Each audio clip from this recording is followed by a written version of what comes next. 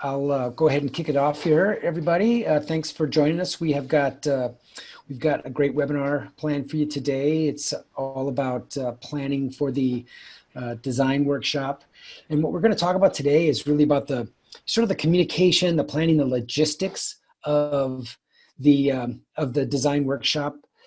So this is all the stuff you want to think about like way before you're actually in the design workshop phase. So this is the perfect time to be having this conversation, and we're recording this today. We've got some friends with us, Clint Link from Waseca. We've got Laura Moore from up Arlington. You see Kristen Daniels there, our executive director, and Eric Schneider. We're going to do this in probably we're going to try to stick to 20 minutes just so we don't get too long-winded.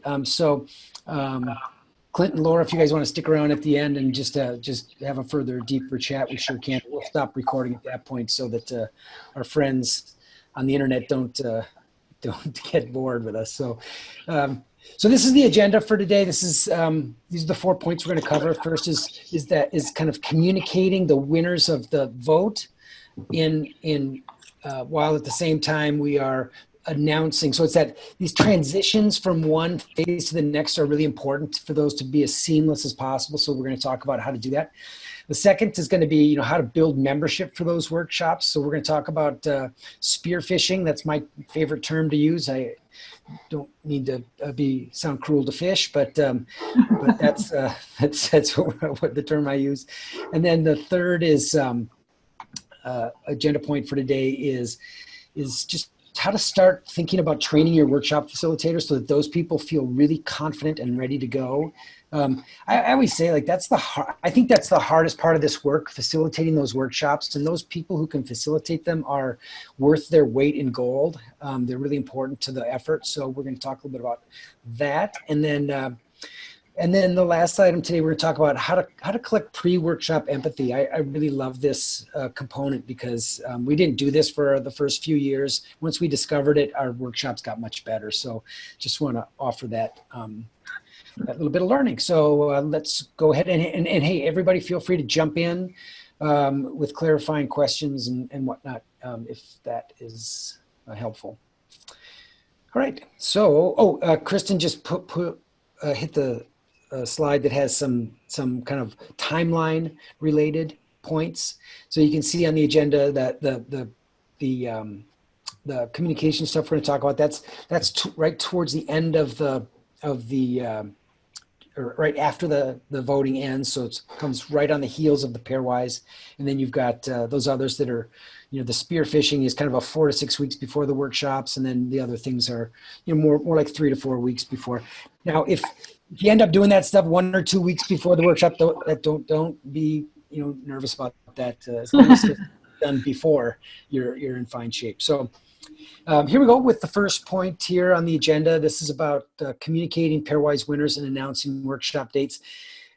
So just real quick, these bullets, and then I know Kristen's going to jump in here, and we've got some nice slides that have examples of these things. But really important point is to embargo your results. So when you get to the end of your voting window and let's say the voting window ends and you know the results of the vote, what you want to do is embargo those. So hold tight on those results and have members of your team get out there and give some really specific updates to the idea champions. That means for those folks whose ideas are not going forward, it's stopping by their classroom after school to say, hey, your idea is not going to be going forward, but thanks for your participation. We've got a whole protocol that we use that I should attach to this slide deck. We have actual script that we prepared, and so the protocol that we use is really about gratitude, appreciation for participating. It's not easy to put your idea out there in front of your colleagues, and so to really appreciate that and show gratitude is key. But then we also talk about don't give up, persevere, come back next year with a new and improved version of your idea, and in the meantime, join one of the other workshops and learn about the process and how it goes. Once we finish the voting, we go into the workshop. So a real positive voice is important. And, I think it's just really important to know that there's a lot of emotions in this, and you can't ignore that. People are putting their heart and soul out there oftentimes, and so you want to just kind of hold their hand through that, and be sensitive to their, to their emotions. When you finally do send out that email with all the results, which is a super exciting email to send, you want to not miss the opportunity to have the dates of the workshop. So it's like, here are the winners, and here are the dates when we're gonna take steps the next level. So we would always have a Google Doc linked to that email where they could sign up, like click this link and sign up for the workshop that you want to participate in. You just don't want to miss that opportunity. You guys know that people don't always open email. So if you've got them open in this email, don't miss the chance to have that link in there and get them straight to a Google Doc where they sign up, or some kind of sign up protocol. Just the last bullet here is just a reminder that, our workshops, as we ran them, were 2 hours in length. There are a lot of different ways to set up your workshops. I know that Kristen in Cambridge, they ran sometimes full day workshops, sometimes half day. So we did the 2 hour, what we called a sprint workshop, and we're going to go into more of that detail, in subsequent webinars. So I just threw these slides on. I wanted to give examples of, Eric said, go out and talk to the idea champions, all of them, especially the ones who have those top ideas, because you need to say, hey man, your idea is a top idea. But then what we did is we followed up with an email with all of the logistics of the next steps. So as you can see in the image on the left, we say, again, congratulations, but then it's mark your calendar for this workshop date. Here's the time and date. So it's just, as Eric mentioned, you just don't want them to not have that on their calendar, because that's the big next step. All right. Any other thoughts? Yep. So here's here's some kind of coaching on how to make sure you've got folks attending your workshops. We, certainly when we send out our emails to all staff, it's an open invitation, so anybody can attend the workshops. But teachers, school staff are super busy, and to come to an extra workshop like this is, you might think you're going to have a crowd, but oftentimes, it's hard to draw people to these workshops. So Eric, can you take a little tangent and talk about why you open it up to everyone? Like, why would you open up? So if I'm an idea champion and I have an idea, why can't I just bring my team that helped me with that idea? Yeah, I think it's a little bit of the ethos of this approach, which is, this is a very egalitarian. It's very open. There's no secret handshake. Like, everybody can be a part of this, and I think that's important. To sort of define that the workshop is only for this group or that group. I mean, even a high school idea, we let elementary teachers come in. Now the thing is they don't often. I mean, they rarely would, but I think just as a part of the sort of ethos of this work is to always have that sort of, we value the wisdom of the crowd. Whoever comes to this workshop is gonna contribute, no matter what. So I think it's really important that it's open, that you sort of have that open view to this work, but sending personal emails and personal invitations is super, super important. So these are the groups that we would send personal emails. So I know Kristen's got some examples to show in a second here, but let me just kind of go through this bulleted list. So to the idea champion, we would send a really, a really detailed email encouraging them to bring their friends, saying like, hey, this is, and we would really try to make sure that we were scheduling the workshop at a time that was convenient to that idea champion. Like, they are the king or queen of that workshop. We're so excited for them, and like, this is a big deal. So, and we want them to bring their friends. They almost always would bring at least one friend, one teammate or something like that. So that is super, super important. The next thing we would do is we'd go to the idea and we'd look at who posted comments. And we do a targeted individual email to each of those people to say, hey, I noticed that you commented on this idea. Thanks so much for participating. In case you haven't heard, that idea is one of the winners, and we're going to work on that on this workshop. I'd love it if you'd attend. That is a great strategy. The next bullet on the list there are teacher leaders. So every district's got their sort of teacher leadership teams, like instructional coaches or technology coaches or what have you. And this is a great group because they are they're sort of that they're quasi administrators, they're leaders, department chairs, what have you, and their voice, their opinion carries a lot of weight in the school community, but they're also really interested in school improvement and those kinds of. They tend to have a leadership profile, so that is a great group to say. Like I would even go to like our teacher instructional coaches and say, hey gang, I really value your leadership. I would love it if you would just pick one of these workshops and attend. Just find one that looks interesting to you, just to see what this is all about. Just say, this is part of being a leader in this district, is to kind of understand what we're doing here and really nudge them into joining. And then we'd have some of them that would attend, like all of them. So it was because they wanted to jump in. And then the last bullet there, I call them idea experts or stakeholders. These are people who, like, you can tell this idea is sort of in their wheelhouse, so to speak. Like, this might be that that they're a person who has some experience with this area, and so you just want their expertise in the room. I also include like principals in that circle. Like if there's an idea that is coming from a school site, I'll reach out to the principal and say, hey, I really think you should consider being at the workshop and just kind of adding your voice to this conversation. Cool. What do you have next there? So I just have a couple screenshots of some examples I did for calls out to staff to be a part of design teams. So, the image on the left is actually something I created to send in an email, and then just a snapshot of a newsletter that went out that would just included, hey, interested in joining a design team, go to this website to sign up.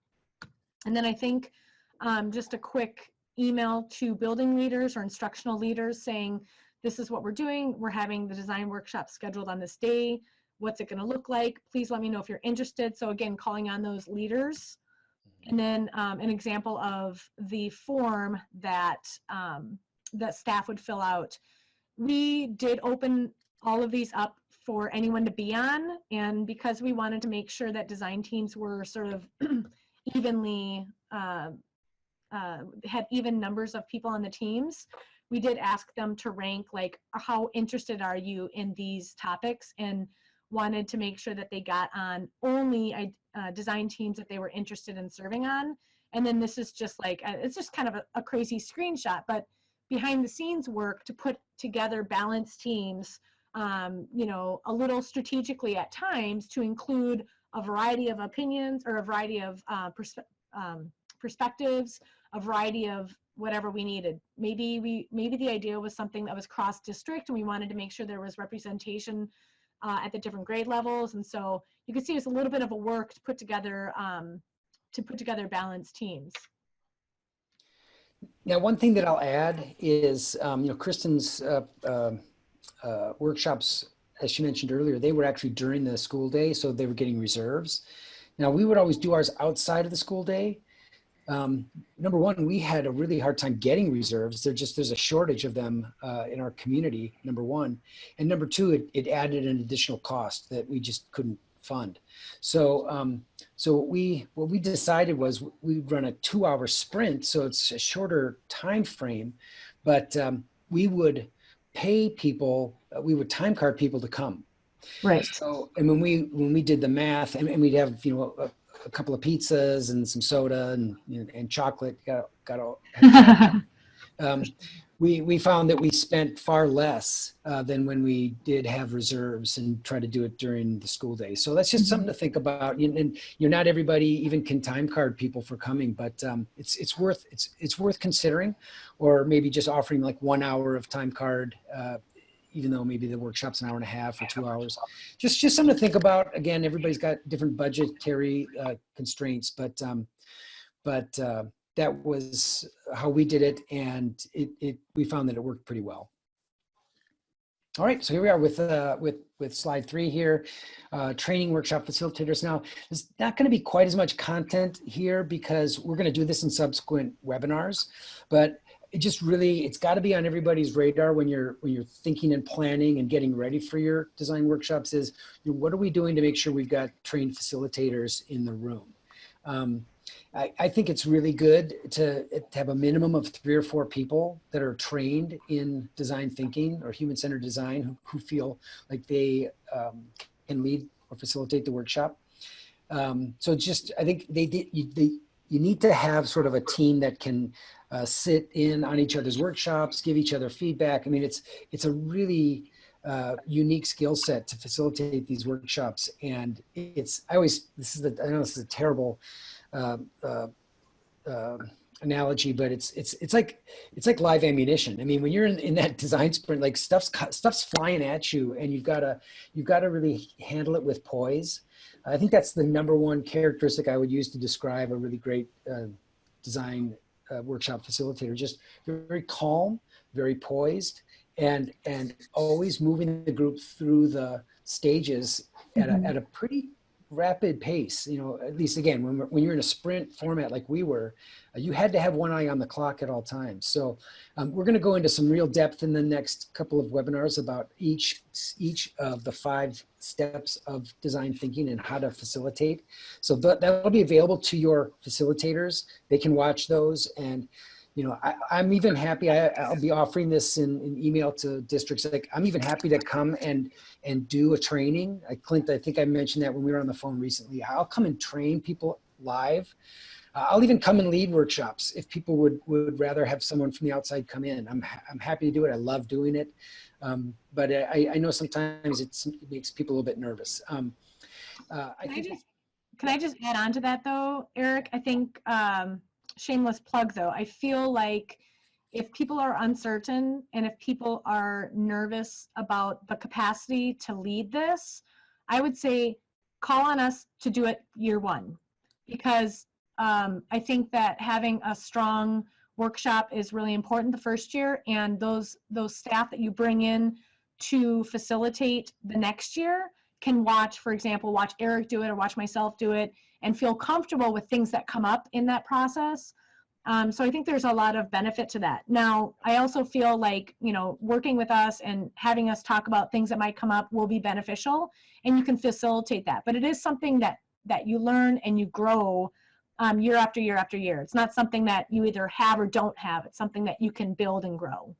Yeah, and I would just add to that, the reason I wanted Eric to come down is I don't want them to think this is Clint's crazy idea of work. I want people to see like this, other people are doing this. This is well, there's validity to that. People have had success with this. Good. Yep.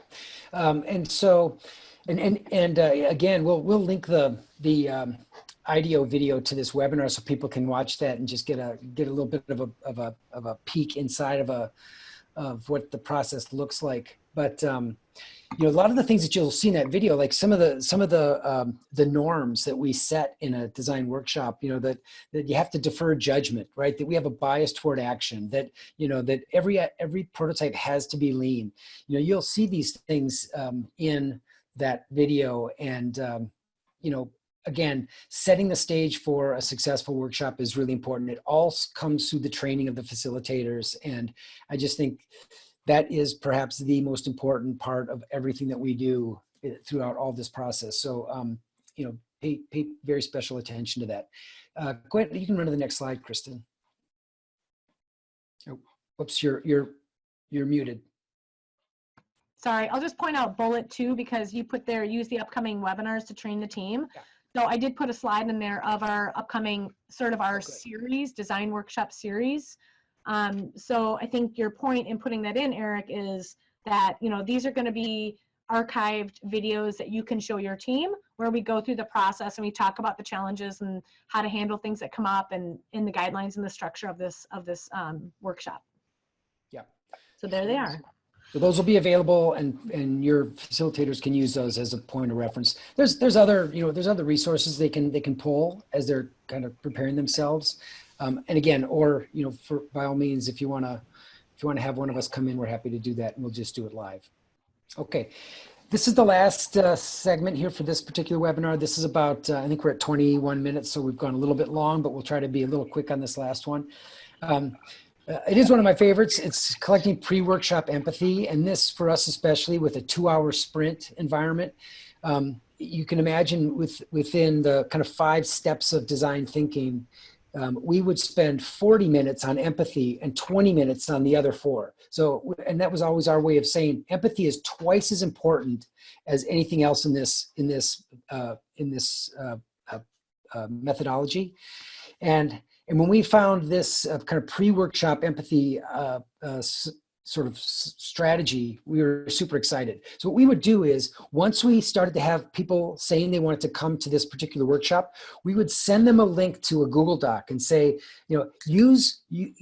get out there in your classroom, in the staff lounge, wherever, and talk to people about this workshop, and use this Google Doc to capture their thoughts. What are people saying? What are they thinking? What are you hearing? It's super, super important. I mean, that's really what you want in the workshop, is to have all the voices of as many people who care about this idea as possible. What are they thinking? We'd have teachers that would like have a 15-minute conversation with their class, and then like have the class give their input. There would be actual quotes from students in the Google Doc. It was awesome. So it's almost like their voices are in the room. And if at the start of this workshop, you have that feeling like we have the voices of everybody in this conversation, in this room, it just elevates the work really quickly. And I think it makes the eventual ideation phase where you're brainstorming solutions so much more effective, because you really have the stakeholders. I think the worst failures that we've seen through this process happen when they've ignored a stakeholder group, right? And when that stakeholder group isn't included in the kind of the solution, the prototype, they notice right away that their voice wasn't included, and it's just going to lead to failure. So it's super important. And that pre-workshop Google Doc was just a godsend for us. So that's something I really want to encourage people to think about. Sometimes people talk about the empathy as sort of the discovery phase. So it's not just interviewing people. It's also, we would say, go on the internet and see if other school districts have done something interesting with this particular topic or this idea. And it was awesome. I mean, sometimes people would put into the Google Doc, like they put some link to a school district who had done like the exact same thing and had all the, the results of their work right there. I mean, you want to talk about a time saver. And so, that's a great opportunity for people to be out there doing that research, doing that discovery work, putting it all into that Google Doc. I've been through these workshops where the Google Doc is really well populated, and it just makes for such a much better experience for everybody. And people can all read each other's stuff before they show up to the workshop. Because you'll have some go-getters who are really into this, and they come in, they've already studied the Google Doc, they already see everything in there, and it just, boy, I tell you what, it just makes the time that you're together so much more valuable. So I'm a big believer in that. You want to jump on that, Kristen? Well, I just want to add that it is a very, very important part of the workshop. And I think that, and Eric and I have gone back and forth about this, how much time you spend on it. If your staff has the capacity to do the work by themselves, offline, independently, then that's great. I did work in a district where we were not at that point. And so we did include a larger portion of our design workshop around empathy. So I think, again, you're not going to do it perfect the first year nor the second year, and everything's going to be changing as you go. But it's important to be reflective and to recognize, try and understand your staff as best as you can as you plan for the design workshop. And then when you finish the design workshop, be reflective and say, what could we do better next year? Take those notes down, because that's going to help you planning for the following year. I just think it's okay to make variations in this plan depending on what your staff needs. I'm just going to add one last thought, and then we can wrap up here, Kristen. That in Kristen's district, they actually did something called my dog just empathy tours. Called Empathy Tours, and they presented at the summit this last July. It was just a fantastic session. I sat in on that session, and what a great way of really showing the importance of empathy. They had empathy tour guides. I mean, it was just awesome, and I just thought it was just a really creative way of showing people how important empathy is when you're solving problems. You've got to get inside the shoes of the people who feel the pain the most, and that's when you're going to come up with better solutions. It was really scaffolding for the growth of our staff. And I love that we did have empathy guides, and basically those were part of our team. And we just put together a list of, you know, who were the stakeholders that this specific design group needed to talk to, who were the stakeholders, and then they created a schedule. Well, we're going to go out to this elementary school, we're going to talk to this grade level, and we're going to pull out 5 students. So it was scaffolding for the staff. Now next year, the following year, they might be able to do that and put together those things on their own. So it was a fun process. Great. Okay, we went a little bit long. Apologies to everybody in the future who's watching this right now. But it was great to have a chance to talk a little bit about this. Super important to be planful and in preparation for the design workshop. Very, very important part of our process at Innovate K-12. And so it's great to have a chance to talk a little bit about it. We've got a few more webinars coming up in the next couple of weeks where we're going to go into the details of every specific segment of the process. So watch for those webinars. They'll be posted soon, and we'll send out the note to our cohort so they can jump in live if they so choose, as we had Clint and Laura here today. So why don't you guys stay online, and we'll end the recording, and we'll chat. We'll just debrief a little bit with the two of you if you'd like. So I'm going to stop recording.